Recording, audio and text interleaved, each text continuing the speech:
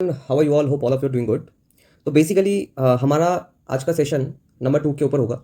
इससे पहले हमने 1 की दशा के ऊपर बात किया था कि 1 का दशा जब आता है तो हर एक पैटर्न में, हर एक सेक्शन ऑफ आवर लाइफ में कैसे ये इम्पैक्ट डालता है ना। तो आज 2 के ऊपर बात करेंगे। अच्छा, वीडियो को या फिर सेशन को शुरू करने से पहले हम थोड़ा सा हमारे बैच के ऊपर अपडेट दे दें। 12 अगस्त से हमारा न्यू बैच शुरू होने वाला है, अगस्त महीने का। तो वैदिक न्यूमरोलॉजी का। तो कोई भी अगर इस पर्टिकुलर बैच में एनरोल करना चाहते हो तो डेफिनेटली आप ऊपर दिए गए नंबर पे अपना नाम एनरोल कर सकते हो। ठीक है। अच्छा, ये जो कोर्स है ये बेसिक एडवांस कंप्लीट कोर्स है, मतलब इसमें सारी चीज़ें इन्वॉल्व रहेगी, प्रश्न न्यूमरोलॉजी भी, डेली दशा भी। तो आई होप कि इस पर्टिकुलर कोर्स को करने के बाद आपको कहीं पे भटकना ना पड़े और कहीं पे ना जाना पड़े, है ना। दूसरे कोर्स करने में भी आपको ना जाना पड़े और लाइफ टाइम आपको जो है हेल्प आपको मुझसे मिल जाए। So anyways, this is the whole pattern of the batch of the course. तो आज हम शुरू करते हैं नंबर 2 के बारे में। तो नंबर 2, देखिए, 2 को समझने से पहले, मतलब 2 की इफेक्ट को समझने से पहले हमें 2 का नेचर जानना बहुत इंपॉर्टेंट है कि हमारा इंपॉर्टेंट 2 की नेचर्स क्या है जो हमें ध्यान रखना है। वैसे तो बहुत सारी नेचर है, लेकिन हमारे प्रेडिक्टिव पर्पस के लिए, क्योंकि हमारा फोकस हमेशा प्रेडिक्शन में रहता है, तो प्रेडिक्टिव पर्पस के लिए हमें क्या क्या चीज़ों का ध्यान रखना है 2 नाम सुनते ही, 2 नंबर सुनते ही क्या दिमाग में आ जाना चाहिए। पहली बात, स्लो लर्नर्स। ठीक, दे आर स्लो लर्नर्स। ये इनको कोई भी टॉपिक को कैच करने में थोड़ा सा टाइम लगता है, but they can keep this, but have a strong memory power, but strong memory। तो ऐसे लोग रटते बहुत अच्छे हैं, अगर मैं आपको क्लियर बताऊं, they are good, they have a good quality of mugging up, है ना। दूसरा, they have a good imaginative quality. ऐसे लोग बहुत अच्छे से चीज़ों को इमेजिन कर सकते हैं। जैसे कि मान लीजिए कोई टीचर पढ़ा रहा है, you can relate this also. वो अगर कुछ भी एक्सप्लेन कर रहा है ना, आप देखोगे जो 2 है स्पेशली, वो उस चीज़ को बहुत ज़्यादा से ज़्यादा इमेजिन करता है कि अच्छा ये हो रहा है, ये मतलब चल रहा है। तो it is like that, they have good imagination quality. तीसरा, they are very caring, very caring and मतलब ऐसे लोग बहुत जल्दी अटैच भी हो जाते हैं, है ना। And they gets attached very easily, attached very easily. तो बेसिकली एक चीज़ मैं आपको यहाँ पे बता दूँ, ये जो पॉइंट है ये स्ट्रेंथ भी है, वीकनेस भी है। वीकनेस किस सेंस में, ये लोग बहुत इजीली मैनिपुलेटेड हो जाते हैं, जो है ना, इमोशनल बातों से बहुत जल्दी मैनिपुलेटेड हो जाते हैं। They gets manipulated very easily. ठीक है, और एक बार मैनिपुलेटेड हो जाएंगे तो अटैचमेंट भी आ जाएगी। तो उसके बाद अगर उनको पता भी लग जाए दिस अ ट्रैप, बट उसके बाद भी बहुत कोशिश के बाद ही वो निकल पाते हैं, बिकॉज वो अटैचमेंट वाली फीलिंग बहुत ज़्यादा रहता है इन लोगों को, है ना। ओके, उसके बाद they are very helpful. Helpful से ज़्यादा ऐसे लोग, मैं ये बोल सकता हूँ, हेल्पफुल तो है लेकिन ऐसे लोगों को हेल्प भी बहुत जल्दी मिल जाता है ना। Helpful and they gets help from others very easily. कोई भी प्रॉब्लम है आप देखोगे कहीं ना कहीं से आपको हेल्प करने के लिए लोग चले आएंगे, है ना। बहुत बार ऐसा भी देखा गया है, आपका जो शत्रु है ना वो भी कहीं ना कहीं आपको हेल्प करने में चला आएगा।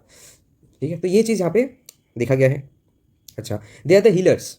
ठीक है, ऐसे लोग हीलर्स होते हैं। अब हीलर्स, एक होता है 3, मतलब जुपिटर एक टाइप का हीलर होता है, लेकिन 2 हीलर होता है, ये मेंटल हीलर होते हैं बेसिकली।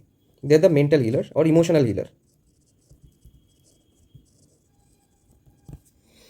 ठीक है, तो ये चीज़ है। अच्छा, don't understand politics or don't and they are not very much experienced in doing politics. They are not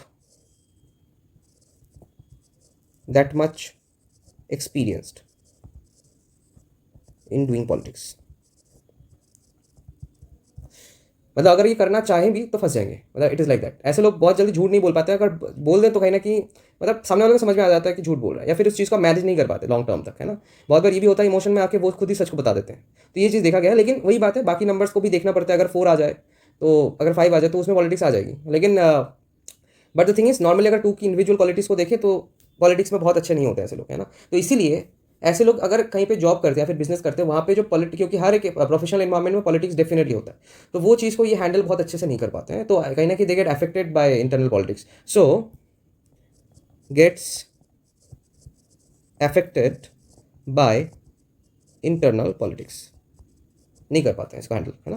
तो इसलिए आप देखोगे अक्सर ऐसे लोग ना जॉब चेंज करने की बातें बोलते हैं, थोड़ा सा इधर उधर थोड़ा सा वो हो जाता है तो जॉब चेंज कर लेते हैं, है ना। तो ये चीज़ बहुत ज़्यादा देखा गया है। और 2 वाले लोग बहुत मतलब ऐसा बोल सकते हो, बहुत जल्दी ये मान जाते हैं, है ना, मान जाते हैं इन द सेंस ईगो कम हो जाता है बहुत जल्दी, है ना। और कहीं ना कहीं रिलेशनशिप के केस में ऐसे ऐसे लोग बहुत ज़्यादा, मतलब ऐसे लोग ही झुकते हैं बेसिकली, एडजस्टिंग होते हैं बहुत ज़्यादा, है ना, एडजस्टिंग क्वालिटी बहुत अच्छा होता है, ठीक है। अच्छा, तो ये हो गया मोटा मोटा अगर मैं बोलूँ तो these are some of the qualities. अच्छा, यहाँ पे और एक चीज़ है, यहाँ पे और एक चीज़ है, इमेज कॉन्शियस। ऐसे लोग इमेज कॉन्शियस होते हैं। अब इमेज कॉन्शियस का मतलब क्या होता है? इमेज कॉन्शियस का मतलब ये होता है कि ऐसे लोग अपनी इमेज के प्रति बहुत ज़्यादा वो रहते हैं कि कहीं मेरा इमेज खराब ना हो जाए समाज में, थोड़ा सा डर रहता है ना। इसीलिए आप देखोगे बहुत कम ऐसे लोग झगड़े में पार्टिसिपेट करते हैं, क्योंकि इनको लगता है अगर मैं झगड़े करूँ किसी से, पहली बात तो जिसके साथ कर रहा हूँ उसके सामने मेरा इमेज खराब होगा, मतलब वो भी मेरे को खराबी मानेगा, या फिर रिश्ता खराब हो जाएगा। ये जो प्रॉब्लम है ना इनका रहता है कि रिश्ता खराब हो जाएगा इसलिए मैं कुछ बोलूंगा नहीं। हो सकता है सामने वाला दोषी है, सामने वाला गलत है, लेकिन इमेज खराब हो जाएगा इसलिए कुछ बोलेगा नहीं, रिश्ता खराब हो जाएगा तो बोलेगा नहीं। तो ये चीज़ बहुत ज़्यादा इनके अंदर में देखा गया है, ठीक है। They give importance to relationships, any relationship they give importance to any relationship, ठीक है। तो ये भी बहुत इंपॉर्टेंट है।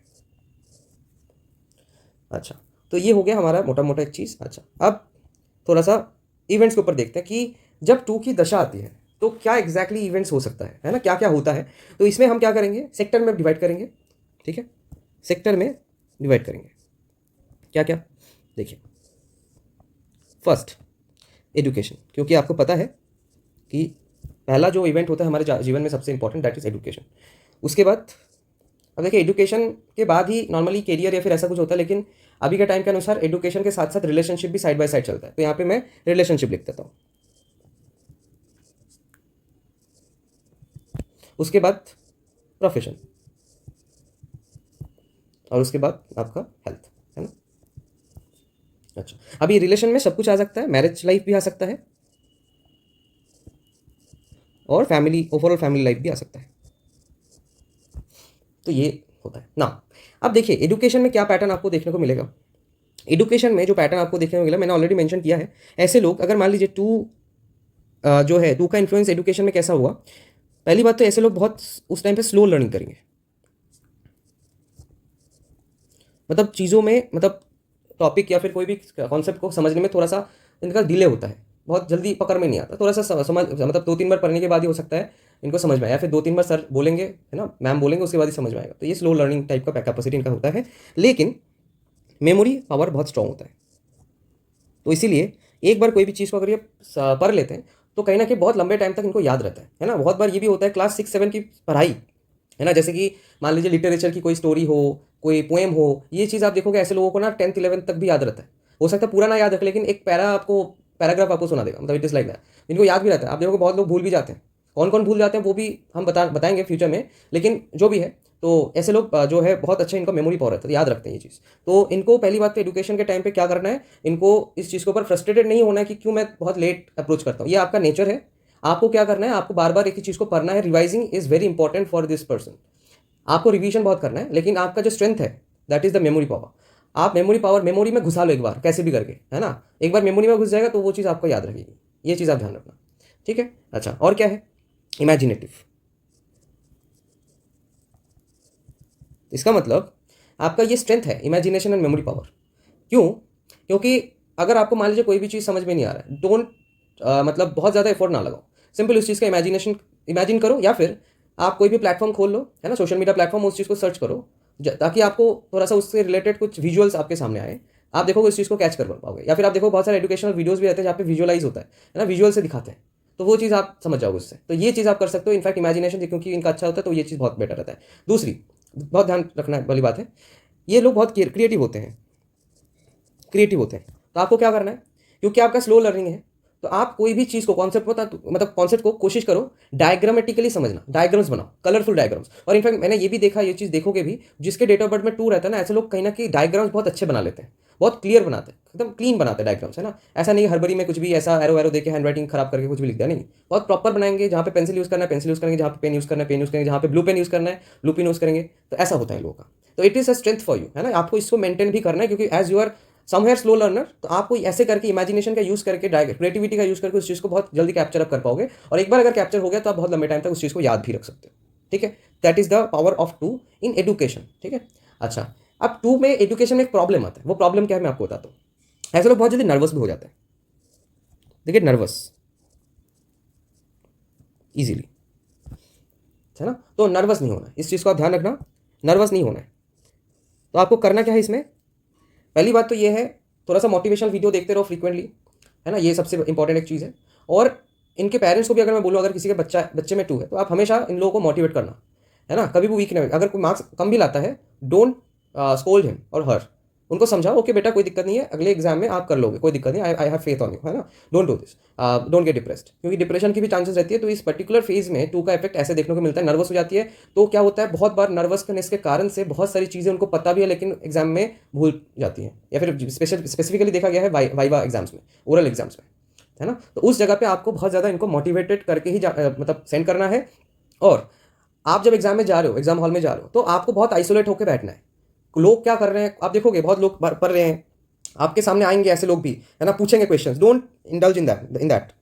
आपके आके बहुत आपके दोस्त पूछेंगे एग्जाम से पहले, तेरा ये हो गया, ये बताना, ये क्या है, बता बता, ऐसा क्वेश्चन आंसर करना। Don't get into this question answer session before the exam, don't get into this. I am मतलब स्ट्रिक्टली मैं आपको बता रहा हूँ, अगर आपके डेट ऑफ बर्थ में 2 है तो आप कंफ्यूज हो जाओगे, डर जाओगे, डर के मारे जो याद है वो भूल जाओगे आप।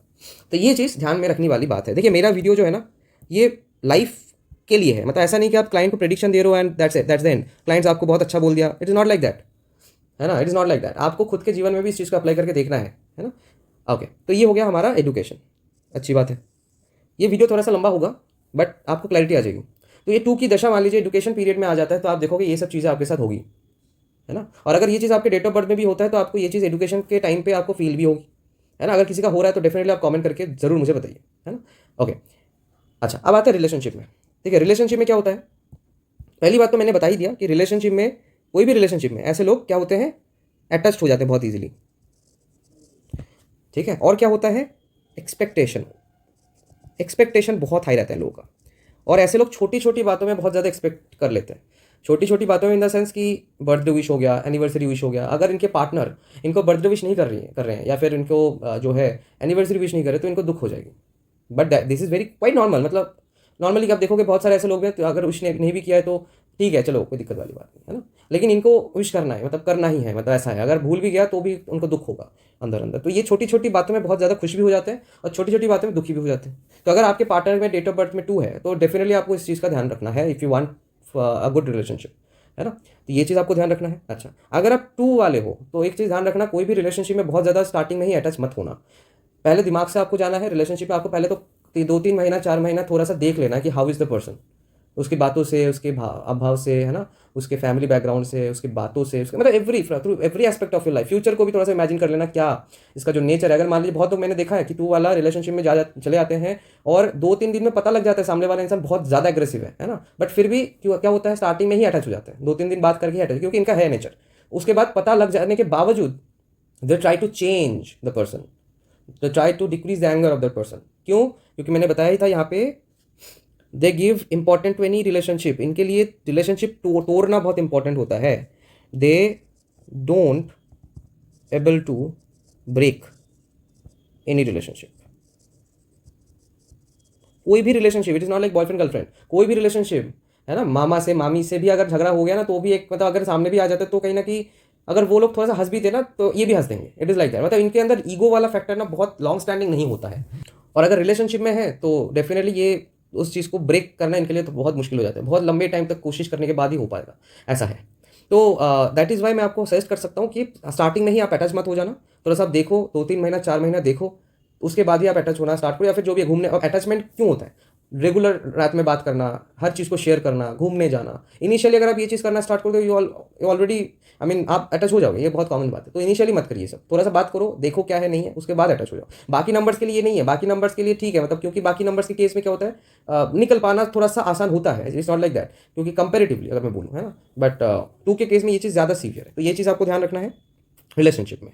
अच्छा, और एक चीज़, अटैच हो जाते हैं ऐसे लोग, इसीलिए क्या करते हैं, अब मतलब सेल्फ रिस्पेक्ट को ये लोग खो देते हैं बहुत जल्दी। दे मतलब lose their self respect, loose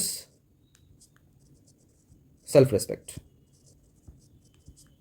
मतलब इनको अगर इनका पार्टनर गाली भी दे दे, इंसल्ट भी कर दे, तब भी मतलब एक बार भी अगर वो सामने वाला सॉरी भी बोल दे, मतलब ऐसा भी मैंने देखा है, बार बार इंसल्ट कर रहा है टू वाले को और बार बार आके सॉरी बोल रहा है, टू वाला एक्सेप्ट भी कर रहा है, ठीक है चलो कोई नहीं, लेकिन बार बार ये चीज़ रिपीट हो रहा है, तब भी ये मान ले रहे हैं। तो ये चीज़ टू वाले के केस में देखा गया है। So don't lose your self respect. तो ये चीज़ आप ध्यान रखना, अगर आप रिलेशनशिप में हो तब भी ध्यान रखना, अगर रिलेशनशिप में अभी नहीं हो, फ्यूचर में अगर जा रहे हो, देन ऑब्वियसली ये चीज़ आप ध्यान रखना, है ना। अगर ऑकल्ट को आप अपने लाइफ में ही आप यूज़ नहीं कर पा रहे हो, इससे हेल्प नहीं कर पा रहे हो, तो आप करने का क्या फ़ायदा, है ना। तो ये चीज़ आपको ध्यान में रखना है। मैं भी टू वाला वही कर रहा हूँ, मतलब इतना कलरफुल कर रहा हूँ। एनीवेज मेरा डेट ऑफ बर्थ में टू नहीं है हालांकि। अच्छा, इसके बाद क्या है, प्रोफेशन। सी, प्रोफेशन के केस में जो टू होता है, मैंने पहले ये चीज़ बता दिया था, इंटरनल पॉलिटिक्स। ऐसे लोग couldn't able to deal with couldn't able to deal with internal politics। ठीक है, तो आपको करना क्या है, पहली बात तो ये है, कोई भी पॉलिटिक्स में घुसो ही मत। मतलब जो होता है ना, क्या बोलते हैं, एक दूसरे की बात इधर उधर करना, उसमें घुसो ही मत। अगर आपको कोई बोलने भी आ रहा है, हाँ ठीक है चलो छोड़ो, ऐसा इग्नोर करो। अगर आप बहुत ज़्यादा इंडल्ज हो जाओगे, फंस जाओगे। Don't get too much attach to the conversation about the professional life और द मतलब और the topic of the professional life. मैंने देखा ये चीज़, टू वाले लोग बहुत ज़्यादा इंडल्ज हो जाते हैं प्रोफेशनल लाइफ में, कौन क्या कर रहा है, कौन कैसे क्या कर दिया, किसको बॉस ने जो है अच्छा बोला है, किसको बॉस ने बुरा बोला है, किसके साथ किसका झगड़ा हो गया है, to gets indulge into this. मतलब they have the, I don't know, they have interest to know this. ठीक है, ये चीज़ उनका रहता है, वो दिखाए बाहर से कुछ भी, लेकिन उसके अंदर अंदर उनको मतलब थोड़ा सा सुन लेंगे क्या चला है। तो डोंट डू दिस। इससे क्या होगा, आप अफेक्टेड होंगे इससे, क्योंकि ये चीज़ आपको कहीं ना कहीं अफेक्ट करेगा लॉन्ग टर्म पर। इनिशियली तो चलो ठीक है, लेकिन एक लॉन्ग टर्म पर आपको अफेक्ट करेगा। ठीक है, और एक चीज़, कोई भी झगड़े में अगर आप जाते हो, देन एक चीज़ आप ध्यान रखना, अगर आप झगड़े में जाते हो, व्हाट हैपेंस, ऐसे लोग झगड़ा तो उस टाइम पे हो सकता है कर ले, लेकिन बाद में उस चीज़ के ऊपर गिल्ट भी होता है, चाहे गलती सामने वाले का हो, लेकिन झगड़े के बाद यही इसी को ही गिल्ट होता है, रात में सो नहीं पाते। तो ये चीज़ भी देखा गया है। सो यहाँ पे भी आपको थोड़ा सा सोचना है कि अगर आप झगड़ रहे हो, उसका अगर गलती है तो then it's okay, there is no need to feel guilty in this, है ना। ये चीज़ बहुत इंपॉर्टेंट, हालांकि वो अच्छा भी है, क्योंकि अगर आपकी गलती है तो उस केस में ये चीज़ अच्छा है, गिल्ट फील होना भी चाहिए खुद की गलती में। बट यहाँ पे थोड़ा सा आपको डिफरेंशिएट करना है, ध्यान से सोच के कि गलती किसका है। उसका गलती है तो ओके फाइन, चलो झगड़ा हो गया, मैंने उसको चार बातें बोल दिया, ओके फाइन चलो, ठीक है। Don't feel too much guilty in this, क्योंकि इनका ये चीज़ वीक पॉइंट होता है। ठीक है, तो ये चीज़ इनका होता है। अच्छा, दूसरी बात, प्रोफेशन में स्पेशली अगर आईटी हो गया या फिर कोई भी कॉर्पोरेट हो गया, तो उसमें जो प्रेशर रहता है ना, वो बहुत ज़्यादा ये हैंडल नहीं कर पाते हैं। तो क्या होता है, आपको यहाँ पे एक सजेशन मैं आपको दे सकता हूँ कि अगर कोई कॉर्पोरेट में आप जॉब करते हो, ठीक है, don't take every project in a very serious way. Extreme serious है, सीरियस ऑब्वियसली आपको लेना है, लेकिन एक्सट्रीम नहीं लेना है। आपको हंसी मजाक भी करना है। डोंट इमेजिन, क्योंकि इन लोगों का इमेजिन पावर भी बहुत ज़्यादा होता है, तो फ्यूचर इमेजिनेशन भी बहुत ज़्यादा होता है। फ्यूचर भी मतलब ये इमेजिन करता है, फ्यूचर का डर भी रहता है इनका, क्या होगा क्या होगा क्या होगा, सबका रहता है, लेकिन इन लोगों का थोड़ा सा ज़्यादा रहता है, क्या होगा अगर मैं नहीं कर पाऊँ, अगर नहीं, अगर मैं अगर मगर के उसमें चलते हैं। ठीक है, तो डोंट डू दिस। अगर आपको मिला है, just do it, simple, feel free, है ना। बातचीत करो, सिंपल सबसे बात करो, ऐसा कूल गाय बनो, है ना। तो ये चीज़ आप ध्यान रखना है प्रोफेशन में ये दो चीज़ इनको तंग करके रखता है, इंटरनल पॉलिटिक्स और वर्क प्रेशर। इसीलिए आप देखोगे जिसके डेट ऑफ बर्थ में टू है, अगर दशा भी आ जाता है तो उस टाइम के लिए दिख जाएगा, अगर बाई बर्थ भी होता आपको ये दिख जाएगा कि ऐसे लोग ये सब चीज़ें हैंडल नहीं कर पाते, इसलिए बार बार जॉब चेंज करूंगा फ्रॉम द इनिशियल डे, इनका रहता है। ठीक है, तो ये चीज़ देख समझने वाली बात है। अच्छा, और एक चीज़ होता है प्रोफेशन में, आप टू वाले लोग ना, बहुत मैंने बोला बहुत जल्दी भरोसा भी कर लेते हैं लोगों के ऊपर, है ना। तो क्या होता है, आप किसी के ऊपर भरोसा कर लेते हो, आप किसी के ऊपर मतलब दो चार बातें अगर कोई अच्छा भी बोल रहा है, आपको पता है वो इंसान पहले आपको अफेक्ट किया था, बट अभी आके आपको दो चार बातें अच्छा बोल दिया, तो आप उसको दोस्त बना लोगे। ये आपका नेचर है, मतलब आप में ये चीज़ होता है, राइट। तो इस चीज़ के ऊपर भी थोड़ा सा आपको सोचना है before making anyone very close. ठीक है, पहले सोचो कि पहले वो क्या किया था, फ्यूचर में कर सकता है कि नहीं, वाई ही और she is behaving so politely with me, है ना, क्या गड़बड़ कुछ है क्या, वो थोड़ा सा एनालाइज करो, उसके बाद ही आप आगे बढ़ो। अदरवाइज क्योंकि आप लोग ज़्यादा इसमें मैनिपुलेटेड हो जाओगे, because you have the tendency to get manipulated, ना। तो इस चीज़ को थोड़ा सा सोच के उसके बाद ही आप आगे बढ़ो, then it will be good for you. ठीक है, तो ये हो गया हमारे प्रोफेशन में। अगर आपके उस टाइम पे डेट ऑफ बर्थ में दशा में टू आ रहा है, तो ये चीज़ ज़्यादा ध्यान रखना, क्योंकि दशा सिचुएशंस को ज़्यादा होने के लिए हिट करता है। बाई बर्थ हो तो वो तो इन जनरल हो गया, सैचुरेटेड हो गया, बट दशा में ये चीज़ हिट होगा, तो ये चीज़ का ध्यान रखना है। ओके, तो प्रोफेशन में don't get too much involve into the scenario, into the मतलब उस इन्वायरमेंट में बहुत ज़्यादा इंडल्ज मत हो जाओ। आप जाओ, काम करो, वापस आ जाओ, किसी से मतलब वापस आने के बाद मैंने देखा कॉल पे बातचीत हो रहा है प्रोफेशन से रिलेटेड, डोंट डू दिस भाई, है ना। तो ये चीज़ मत करना। अच्छा, आप एक दो बार ठोकर खाने के बाद हालांकि सब लोग इस चीज़ को समझ जाते हैं, इंप्रूवमेंट हो जाता है, बट इनिशियली भी ये चीज़ समझने वाली बहुत, मतलब समझना बहुत इंपॉर्टेंट है। एनीवेज, अब आते हैं हेल्थ में। टू वाले को हेल्थ में क्या प्रॉब्लम आता है, मेनली डाइजेस्टिव इश्यूज़। पहला जो प्रॉब्लम आता है लोगों को, दैट इज डाइजेस्टिव इश्यूज़। ठीक है, उसके बाद हार्मोनल इम्बैलेंस आ सकते हैं।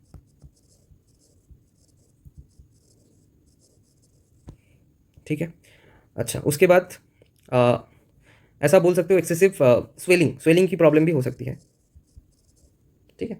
लेकिन मोटा मोटा अगर मैं बोलूँ, ये चीज़ ज़्यादा देखा गया, digestive issues and hormonal imbalances, ठीक है। तो ये कब होगा एग्जैक्टली, अब यहाँ पे समझते हैं कब होगा। ये तभी होगा अगर आपके टू जो है बहुत ज़्यादा हो रहे हैं, मतलब बहुत ज़्यादा, मतलब एक्सेसिव, आपको देखने से ही दिख रहा है बहुत ज़्यादा, मतलब ऐसा टू हो गया या फिर ऐसा बहुत ज़्यादा टू आ गया, है ना। तो ये सब चीज़ों में आपको ये प्रॉब्लम ज़्यादा देखने को आपको मिलेगा। अगर मैं इसमें भी सिलेक्ट करके दूँ तो ये प्रॉब्लम ज़्यादा आपको देखने को मिलेगा उस टाइम पे, ठीक है। तो ये चीज़ आपको, और एक चीज़ होता है हार्मोनल इम्बैलेंस भी होता है, इसके साथ साथ इंसोम्निया का भी प्रॉब्लम होता है, मतलब डाइजेशन से रिलेटेड नहीं है हालांकि, इंसोम्निया, है ना, नींद ना आना, ये सब चीज़ें, स्लीप इश्यूज़, ठीक है। और यही हार्मोनल इम्बैलेंस के कारण से बहुत लोगों का देखा गया है, अगर ऐसा कोई पैटर्न आपके डेट ऑफ बर्थ में है, ग्रिड में है, तो इससे पीरियड्स इरेगुलर होते हैं।